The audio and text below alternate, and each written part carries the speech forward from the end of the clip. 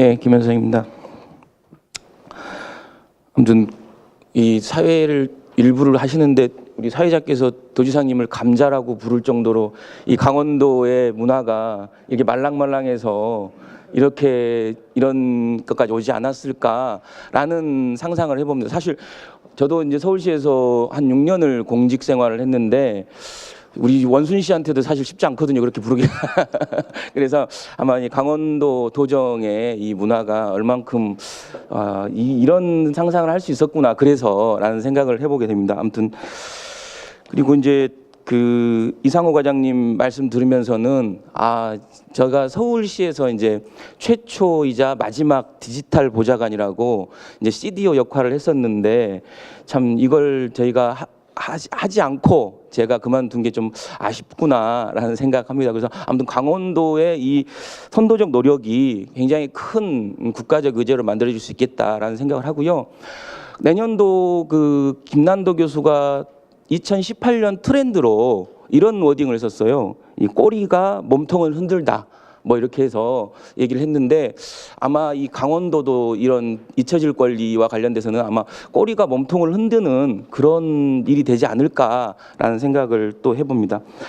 그 이상직 변호사님 그 논점이 굉장히 명쾌해서요. 저는 그 물음, 그러니까 얼마나 좋은 물음을 가지고 있느냐가 얼마나 좋은 문제를 해결할 수 있느냐의 출발인 것 같아요. 그래서 교수님, 변호사님 물음이 다 너무 좋더라고요. 근데 이제 제가 이제 그 동의하고 또 중요하게 우리가 생각해야 될 부분이 그 권리 행사 요건의 엄격함이다라고 저는 이제 개인적으로 생각합니다. 그래서 개인들의 잊혀질 권리, 개인의 권리를 강화하는 것도 중요하지만 어떻게 보면 제3자가 어떤 객관적 데이터나 객관적인 내용을 가지고 했던 말들, 그러니까 언론이나 표현의 문제에 있어서는 좀 더 엄격하게 그 권리 행사를 할 수 있게 해야 된다라는 게 저는 기본적으로 생각이고요. 그리고 조금 언론이 갖고 있는 어떤 자유로움은 이게 침해받아서는 안 된다. 그것은 굉장히 이번 그 법제화든 앞으로 해나가는 데 있어서 굉장히 중요한 부분이 아닐까라는 생각이 들고요.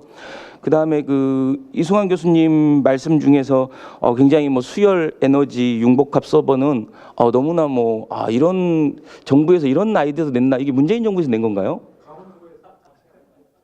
강원도에서 낸 거예요? 이것도 뭐 대단하시네요. 전 박수 한번 쳐드려야 될 것 같은데요.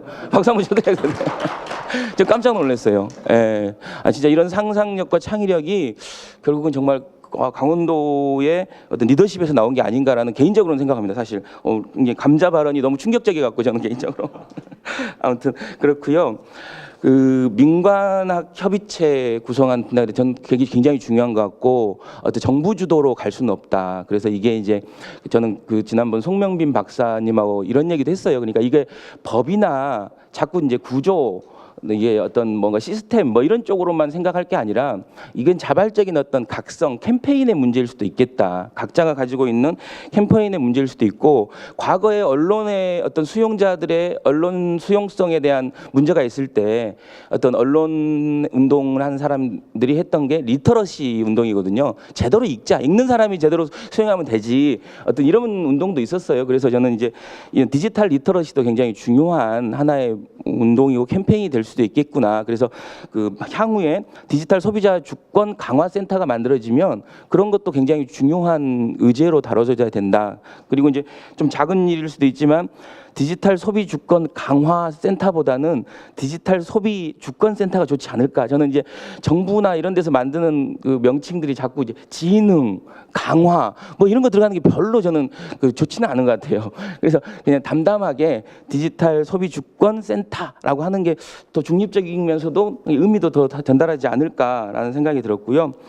그 다음에 그 시니어 분들을 위한 일자리를 만들어 보겠다라는 것도 저는 되게 인상적이고, 이건 실제로 네이버가 에버그린이라고 그래서 네이버 안에서 잘못된 정보를 이렇게 삭제하고 잘못된 정보를 발견하는 어른들 센터가 있어요. 저기 은평구, 서울시 은평구에도 하나 있고 아마 네이버가 있는 성남시 쪽에도 한 500명 정도의 채용을 해서 저희가 이제 주목해서, 왜냐하면 그 당시에 저희가 이제 문제를 삼았던 게 어른들은 왜 자꾸 맨날 주유소가 아니고 택배만 해야 되냐.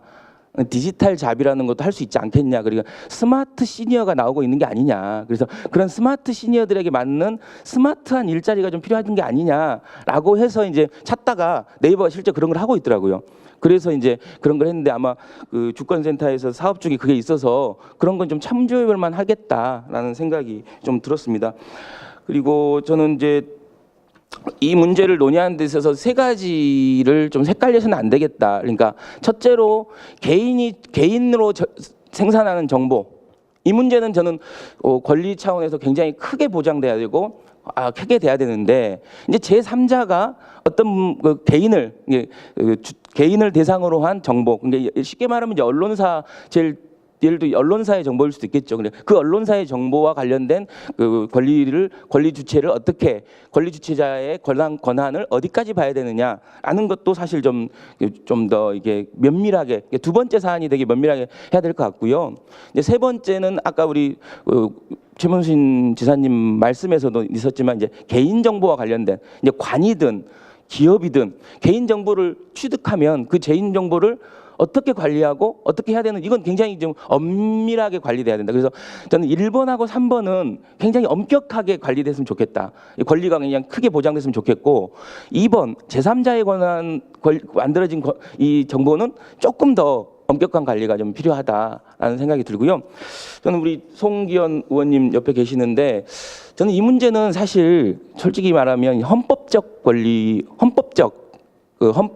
개정 과정에서도 조금 이제 디지털 시대에 맞는 새로운 어떤 권리와 권한은 없느냐. 그래서 이제 유럽에서 얘기 많이 들었지만 유럽에는 어떤 액세스권이라는 게 있지 않습니까? 그러니까 이제 정보 격차로 인해서 개인들의 어떤 문제가 생긴다. 그래서 모든 정보가 모든 사람한테 평등하게, 지금은 예를 들면 데이터 요금을 낼 수 있는 사람과 데이터 요금을 낼 수 없는 사람 간의 격차가 생기는 거예요.